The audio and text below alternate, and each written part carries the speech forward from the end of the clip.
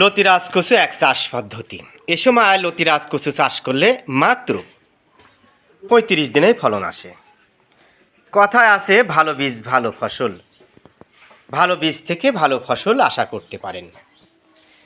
তারই ধারাবাহিকতা আমরা বাংলাদেশের বিভিন্ন প্রান্তে অরিজিনাল বাড়ি লতিরাজ কচুর বীজ পুলপোয়া বা চারা সরবরাহ করে আসছি। আজকেও সুদূর সিরাজগঞ্জ থেকে এক ভাই এসে ২০০০ চারা নিয়ে গেল। দেখেন লতির মান, এই লতির গুণগত মান খুবই ভালো। এমন লতির চাহিদা কিন্তু বাজারে ব্যাপক। লতি জমি থেকে সংগ্রহ করে এনে পরিষ্কার পরিচ্ছন্নতা মেনটেন করে ৫০০ গ্রাম বা আধা কেজি ওজনের আটি বাধাই করা হচ্ছে। প্রিয় দর্শক, যারা লতিরাজ কচু এক চাষ করেছেন সঠিক সময়ে সঠিক যত্ন নেবেন। উষ্ণ আবহাওয়া চলছে, এ সময় কিন্তু লেদা পোকার উপদ্রব দেখা দিতে পারে।